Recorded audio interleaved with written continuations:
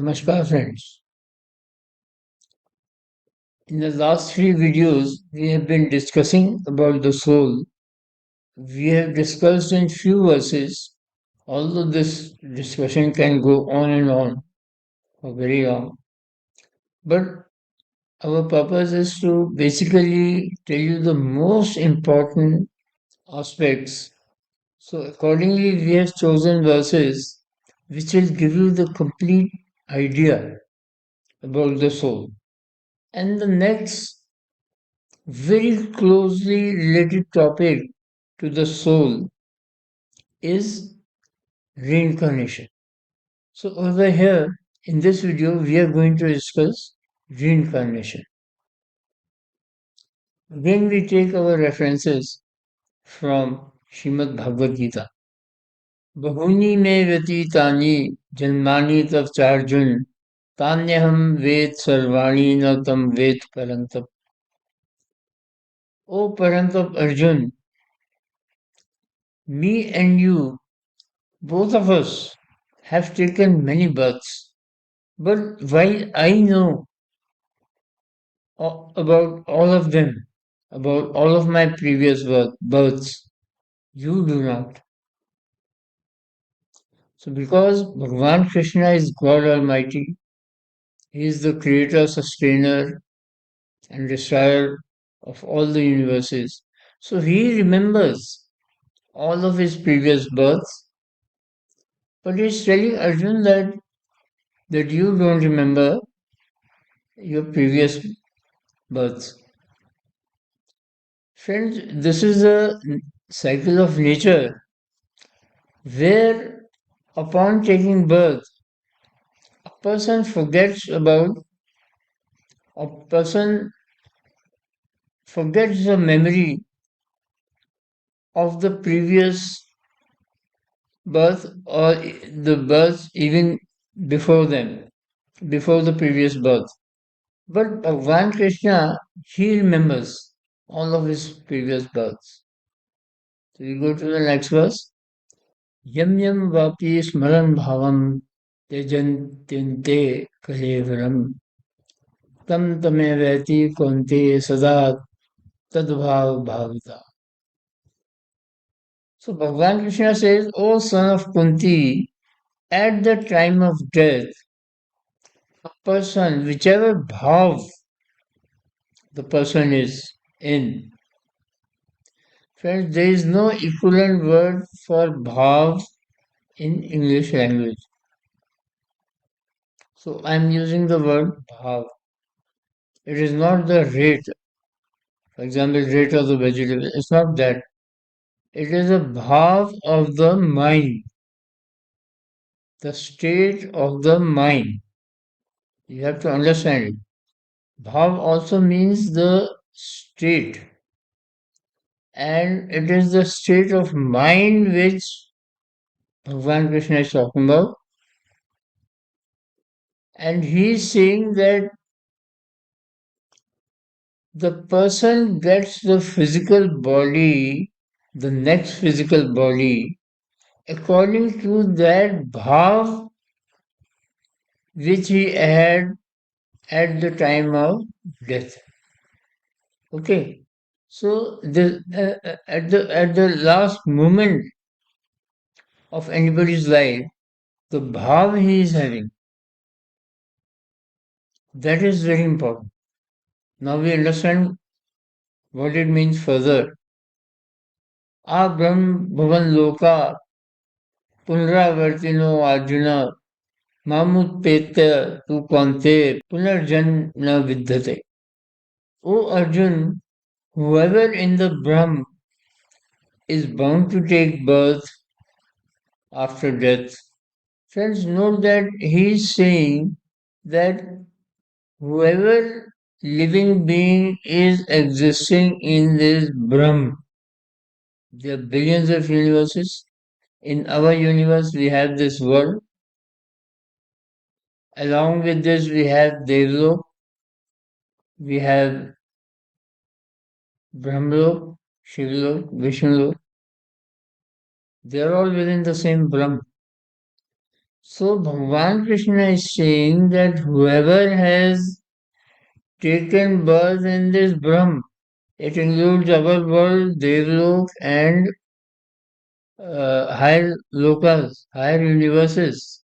So whoever has taken birth here is bound to take rebirth after death. Okay. So remember, devatas and people living in higher lokas, the Brahmalok, Vishnulok, Shivlok, all of them, they are bound to take birth again and again and again.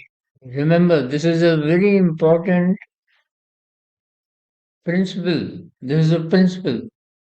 In the same verse, Bhagavan Krishna then says, but O son of Kunti, O Arjun, whoever reaches me, Bhagavan Krishna, he gets out of this cycle of birth and death. For him, the cycle of birth and death, it ceases. Whoever reaches Bhagavan Krishna. So that is the point of salvation, which will come to the end of this course. So whoever reaches Bhagavan Krishna's abode, Bhagavan Krishna, he gets out of this cycle of birth and death. And remember that even devatas, they are bound to come to an end and take birth again. The cycle is same for them also. Remember, यदा सत्त्वे प्रबद्धे तु प्रलयं याति देहभृत् तदोत्मविदां लोकान् मलान् प्रतिपद्यते. If at the time of death the sattvic intelligence is predominant, we'll come to the details of what is sattvic, what is rajas, what is tamasic later. But at this point, you should understand that if at the time of death the sattvic intelligence is predominant, the soul goes to higher universes. What are higher universes? Devlok, Brahmlok, Shivlok, Vishnulok, and Golok, where Bhagavan Krishna resides. Rajasi pralayam tattva karma sangishu jayate तथा प्रलीनस्तमसि मूलयोनिषु jayate. If at the time of death Rajas intelligence is dominating, then the soul takes rebirth as a human being again. And if at the time of death the tamasic intelligence is predominant, the soul takes rebirth in lower forms of living beings such as insects, birds, animals, and plants. Okay, so if at the time of death Rajas intelligence is predominant, then person will be reborn as a human being on this very earth. And if it is the tamas intelligence which is predominant at the time of death, then the soul will go into the life forms of insects, birds, animals, and plants. These are the lower living beings. Again, in this last verse, he clarifies the same points again. Udvam gashanti satvastha madhve tishtanti rajasa jaganya gunvatistatha adho gashanti tamasa. The people who are situated in sattvic intelligence, meaning those people whose intellect is dominated by sattvic thoughts and karma, they go to the upper universes of devatas, Brahma, Vishnu, Mahesh, and Golok. And those whose intelligence is rajas dominated, they take rebirth in this world itself. And those with tamasic intelligence take rebirth in lower form of living beings as insects, birds, animals, and plants. So there's a short description of reincarnation, and although again I tell you the so many more details about reincarnation in ancient Indian texts, but for you to get a gist of all this, I have explained to you the crux which needs to be understood and remembered.